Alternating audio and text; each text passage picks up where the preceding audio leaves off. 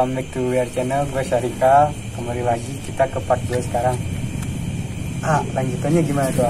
Sejak pindah ke kontrakan. Pindah kontrakan ya?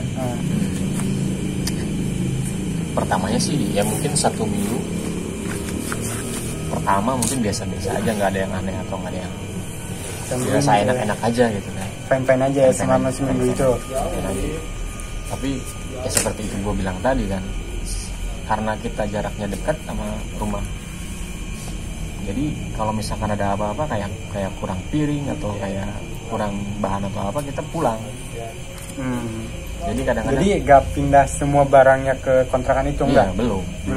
Soalnya kan kita kontrakan agak kecil gitu.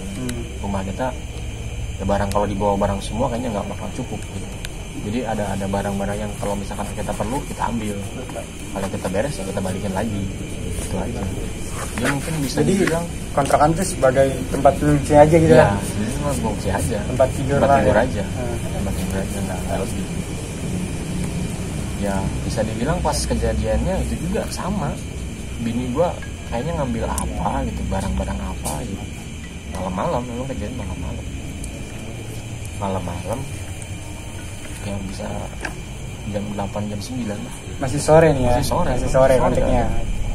Dan itu juga di kontrakan gua kebenaran banyak anak-anak juga, maksudnya yang nongkrong yang masih rame lah jam 8 mah ya. Ada mungkin gua kedatangan tamu 2-3 orang lah, tapi dari warga situ juga yang emang sering namu ke rumah gua, kopi atau gimana gitu kan. Ya, kita lagi asik-asik ngobrol kayak gini kan, tahu-tahu bini gua ngejerit, gua juga kaget. Taunya ya kayak gitu lagi. Dia ngeliat apa tuh di rumah? Gua belum nanya ke situ, cuman soalnya kan bini gua ya tiba-tiba ngejerit, tiba-tiba kesurupan minta komunikasi sama gua. Langsung jerit tuh, langsung nyamperin ya? Langsung nyamperin. Gue udah punya feeling ini bini gue ada yang aneh. Pas dia masuk rumah gitu, bininya dari mort mukanya dia udah beda, dari raut sama aura lah yang bisa ngerasain ya. Pas kejadian itu kan udah yang bisa dibilang bini gue kesurupan. Gue nahan dia biar nggak kemana-mana, atau bisa kadang-kadang kan kayak gitu suka ngelukain diri, nyakar-nyakarin tangan atau apa lah. Gua suruh temen gue yang beneran pas ada di rumah gue kan, bisa dibilang suruh datangin guru ngaji atau yang punya pesantren di situ. Ya. Alhamdulillah ya. Datang alhamdulillah. Bawa anak muridnya juga yang bisa dibilang bisa. Ada berapa orang? Kayaknya gurunya 1, muridnya 3. 4 lah. 4 orang. Dan gue di situ cuma ngeliatin aja. Takutnya caranya kan kadang-kadang berbeda. Setiap orang nangannya beda sih. Beda. Pasti beda. Soalnya pas karena gua ngundang mereka itu kan emang gua udah nggak sanggup, keluar masuk lagi gitu kan. Mudah-mudahan dengan datangin si guru ngaji ini udahlah clear gitu. Udah selesai gitu. Capek lah. Emang gua juga kasih nama bini gua gitu. Datanglah si guru ngaji ini kan. Emang dari caranya juga udah berbeda. Ya lah, tapi ya alhamdulillah bini gue ditanganinya nggak lama juga gitu. Mungkin beliau ilmunya lebih tinggi atau lebih bisa lah ya, bisa sama anak ini, anak didiknya juga. Tapi nggak hari itu doang, masih berlanjut. Sering bini gue itu bisa nggak kehitung lah kayak gitu. Kayak gitu sudah kayak hobi. bisa dibilang kayak dilakukan di waktu luang. Keren hobinya si Tete. Gue juga heran sih kok bini gue bisa gitu kan. Sering itu. Gue kadang suka nanya gitu, kalau misalkan kejadian kayak gitu kesadaran lu di mana gitu. Iya, saya juga bingung.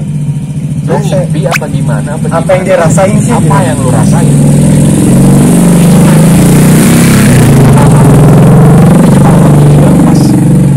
Kalau misalkan lagi dia kesurupan kayak gitu, kadang ada yang narik dia, ada yang nyeret dia, beda-beda versi. Kadang ada yang ngajakin jalan atau ngajakin makan, kayak mimpi aja. Kayak mimpi gitu. Kayak mimpi aja kata dia. Coba. Tahu-tahu bangun-bangun sebadan udah sakit. gitu ya. Kayak Jadi gitu. jatuhnya kayak mimpi ya. Iya, kayak mimpi.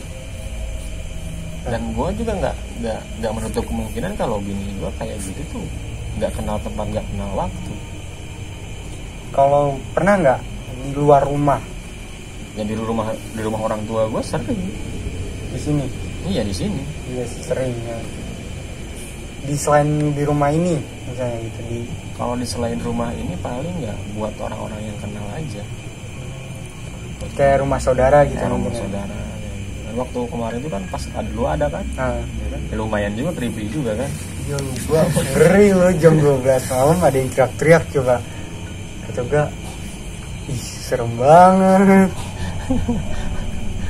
Ya gitulah pokoknya, maksudnya gue juga nggak tahu nyampe kapan gitu kan bini gue kayak gini.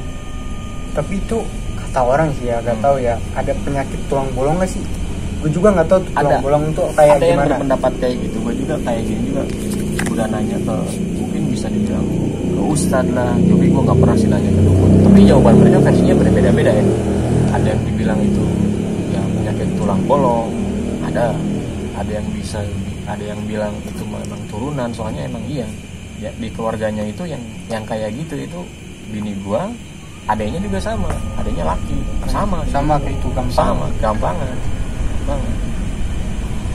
Dan setahu gua kayak gitu, maksudnya gua nggak pernah melihara kayak semacam pusaka atau gimana, juga nggak pernah sama sekali. Mungkin yang ngerasa benci itu balas dendam ya, mungkin ya dari si mertuanya ayah mungkin ya. Kayak Mungkin bisa dia kan dibilang kayak gitu. gue diusir, gue mau balas dendam ke cucunya, ke anaknya, bla bla bla bla bla. Enggak mungkin ya. Ya bisa jadi kayak gitu. Gue juga kayak ya, yang gue dengar juga sih mertua gue meninggalnya juga secara tidak wajar juga. Boleh ceritain nggak sedikit aja? Yang gue dengar Ya. dari mulai ular yang gue ceritain tadi, katanya sih pernah dilihat sama mertua gue itu waktu masih hidup, ada di dalam kandang burung. Kandang burung digantung nih, ada ular di dalam. Gimana caranya itu ular masuk? Ular gede loh tadi. Gue juga bingung tuh, maksudnya dia melihara burung nih mertua gue, digantung tuh kan kandangnya. Pas dilihat ada ular, pas digantungin nggak ada.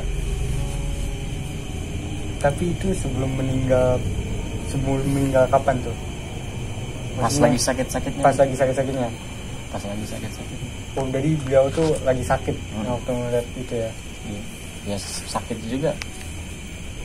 Ya mungkin ya dibilang gimana ya, kalau yang namanya sakit nggak wajar itu tensi, kalau bisa dibilang dari segi kedokteran itu nggak ada penyakitnya. Nggak ada penyakit. Tapi badan habis. Keren gak tuh Indonesia doang. Penyakit gak bisa di scan gitu mah. Tuh gitu aja. Maksudnya kalau misalkan orang sakit itu kan hawa nafsu makan itu nggak ada. Dia ada. Ya kan biasa aja. Cuman badan ngurang gitu ya. Kayak tubuhnya itu kayak nolak.